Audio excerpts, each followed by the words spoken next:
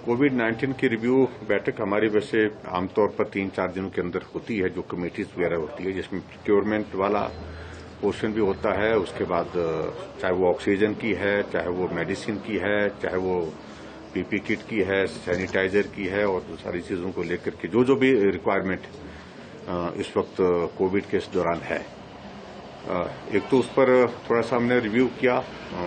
मुझे इस बात की प्रसन्नता है कि बहुत सारे लोग आगे आकर के इस कोविड के संकट में सीएसआर में मदद करने के लिए सरकार को सहयोग दे रहे हैं।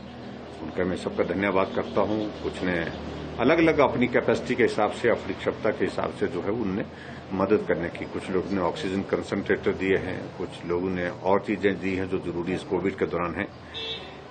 इसके अतिरिक्त सारी कोविड की वर्तमान जो हमने जो कैपेसिटी जो बढ़ाई है, बेड कैपेसिटी, और बेड कैपेसिटी के साथ उसके साथ फिर ऑक्सीजन की कैपेसिटी को हमने, जहां 15 मीट्रिक टन पहले हमारे लिए अलॉट था कोटा, उसको हमने 30 किया। 30 मीट्रिक टन के बाद फिर और हमने आग्रह किया केंद्र सरकार का, और मैं पीयूष गोयल जी का विशेष तौर से आभार व्यक्त करना चाहूंगा कि हमने उनके समक्ष बात कही कि भी 30 से भी इसको 10 और बढ़ाइए, 40 मीट्रिक टन करिए। तो हमें हिमाचल के लिए 40 मीट्रिक टन ऑक्सीजन का कोटा निर्धारित हो गया, और हमने उसको प्रोक्योर करना शुरू कर दिया, उठाना भी शुरू कर दिया।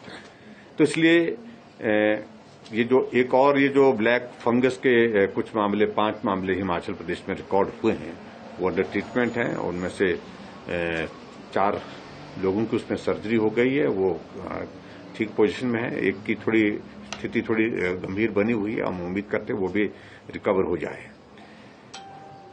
वैक्सीन से रिलेटेड भी हमने सारी चीजों पर रिव्यू किया। जो हमारा 45+ वैक्सीन का वो अभियान वो चल रहा है, और उसके साथ साथ में जो हमारे फ्रंटलाइन वर्कर्स और कुछ इस तरह के जो प्राइवेटाइज किए थे हमने कुछ सेक्शन हमारे सोसाइटी के, उनको वैक्सीन प्रायोरिटी पर लग रही है। उसमें किसी तरह कठिनाई नहीं। सिर्फ हमको यही है कि जो 18 से 44 साल की जो वैक्सीन है उसको रेगुलेट करना पड़ रहा है, ठीक प्रकार से मॉनिटर करना पड़ रहा है। मैं ये बड़ा स्पष्ट करना चाह रहा हूं कि चाहे अभी बात आ रही है, अखबारों में भी, मीडिया में भी आ रही है कि अब उसके लिए जो है वो पोर्टल में जाकर रजिस्ट्रेशन करने की जरूरत नहीं है। वो बात एक जगह ठीक है, वो राष्ट्रीय स्तर का एक निर्णय है, उस निर्णय का भी हम स्वागत करते हैं।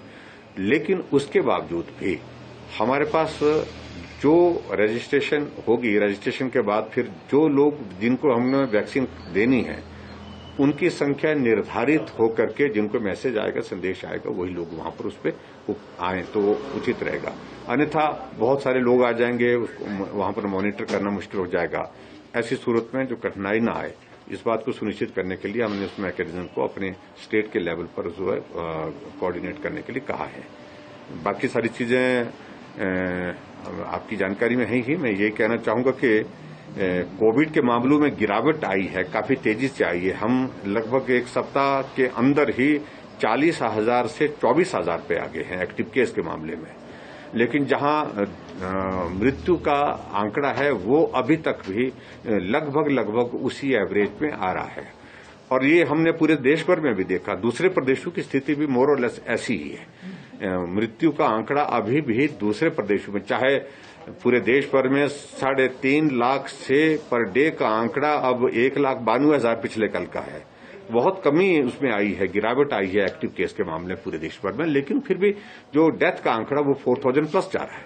तो ऐसे में उस तरह से अगर देखा जाए तो हिमाचल प्रदेश में ये जो मृत्यु के मामलों में जो अभी तक आंकड़ा नीचे नहीं आ पा रहा है, तो मैं उम्मीद करता हूं 5-4 दिन के बाद जो है, 5-6 दिन के बाद ये सिचुएशन हमारे यहाँ पर भी इम्प्रूव होगी।